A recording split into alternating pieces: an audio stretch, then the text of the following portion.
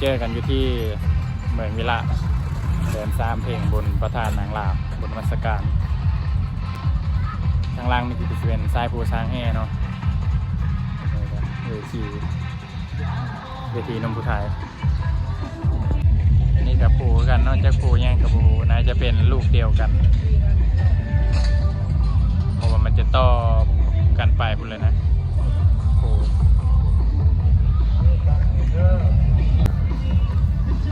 วันนี้ครับไป5 รอบบุญก่อนจะน้อยวันนะให้มาเซฟดนตรีนะมาพากันเล่นดนตรีมื้อนี้ก็เป็นมื้อที่2แล้วเนาะเมื่อคืนนี้ก็เซฟเมื่อประมาณอยู่ประมาณลายแก๊สเนาะรอฉันจะไปประมาณอยู่เกือบ100แค่นี้แหละ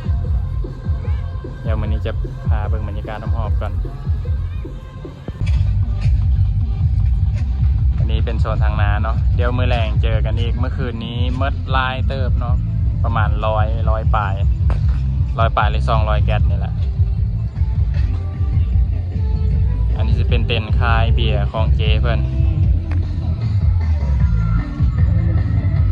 ซึ่งอยู่ภาคนั้นก็จะมีวงหนึ่งนี่เนาะมีตู้ไล่ตู้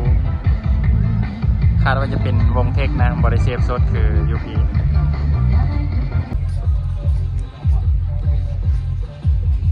นี่เป็นเบียร์ทางหัวหน้าเพื่อนเอามาวางขาย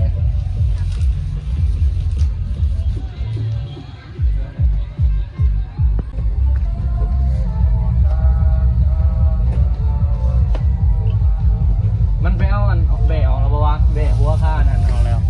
แต่เย็นให้ติล่ะไปมีอยู่10,000แล้วทุกจ่ายเลยนั่งให้จะพาพี่น้องไปกราบไหว้พระธาตุนางลาวเนาะครั้งหนึ่งในชีวิตของคนผู้ไทยต้องมากราบไหว้พระธาตุนี้เพื่อนว่าตามที่เฒ่าแก่เพื่อนเว้าสู่ฟังเลยเนี่ยก็ยังเลาะซื้อกองไว้บูชาอยู่เนาะดอกไม้ธูปเทียน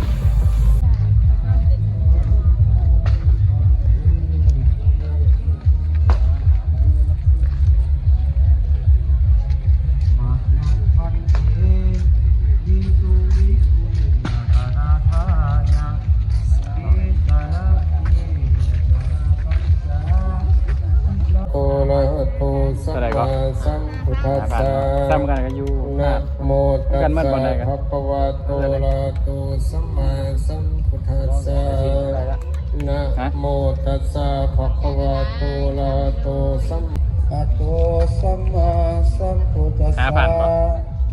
พุทธังสรณังคัจฉามิพุทธังสรณังคัจฉาธัมมังสรณังคัจฉาตอนนี้เอาได้ทูบเทียนแล้วเดี๋ยวเอาไปกราบไหว้พระธาตุกันเลยคัจฉามิตาติยัมปิพุทธังสรณังคัจฉามิตาติยัมปิ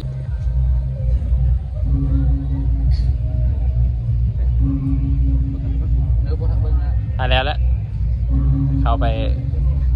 กราบไหว้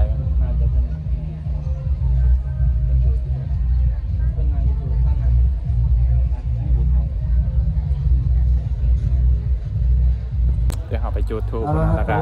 ในย่างอ้อมหอบพระธาตุประมาณอยู่3 รอบแล้วก็จังกราบไหว้กราบไหว้พระธาตุ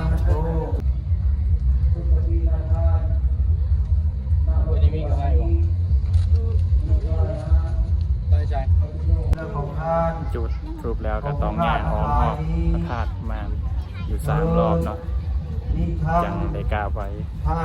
ทุกคนก็จะประมาณนั้นตังมังยาทัพพิธาอิทัง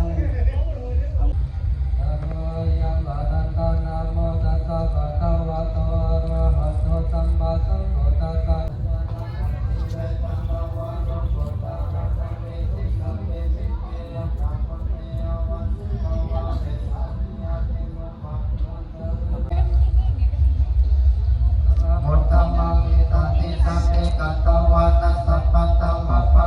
ตอนนี้ก็กราบไหว้พระธาตุเป็นที่เรียบร้อยเนาะกราบไหว้ก็นึกถึงสิ่งที่ สิ่งที่สบายใจนะว่าแล้วกันสิ่งที่เฮาปรารถนาประมาณนั้นไปแต่ละคนก็ประมาณนั้นตอนนี้ก็แล้วจะออกไปหาเลาะแถวนอกเติมเนาะไปกับแจ็คกี้ครับ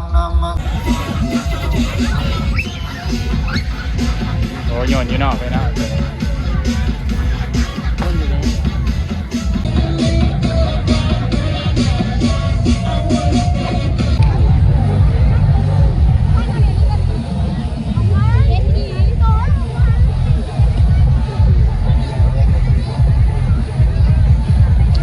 สังเกตอย่างเมื่อคืนฝนจะลายอยู่แถวนี้เนาะ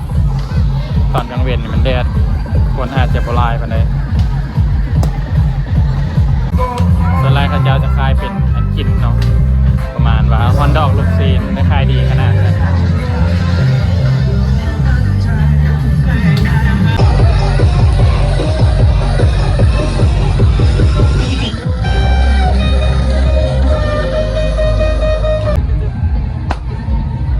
เขาพี่น้องเอ้ยเดี๋ยวมากินเฟอร์กันเลยหากันกินเฟอร์หน้าวงนี่แหละเนาะ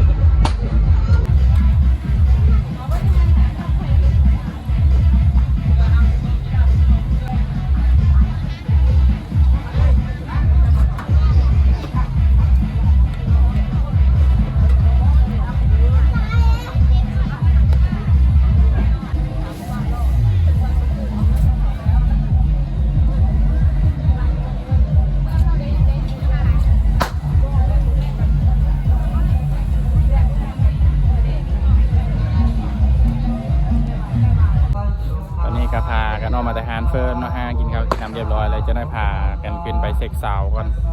ไก่เซ็กค่ำแล้วจะได้มีลูกค้ามาบ่มีอย่างไรนะสำหรับวันนี้ก็สิขอปิดคลิปไว้เพียงแค่นี้เนาะเดี๋ยวคลิปต่อไปก็สิเฮ็ดออกมาอีกเนาะได้ก็อย่าลืมติดตามรับชมฝากกดไลค์กดแชร์แล้วก็กดติดตามให้เด้อตอนนี้ก็สิพากันขึ้นไปเซ็กสาวเซ็กเครื่องเสียงของแต่ละคนกันอยู่ทางเวทีเดี๋ยวคลิปหน้าสิเฮ็ดคลิปการเซฟโซนให้บ้างอีกเนาะ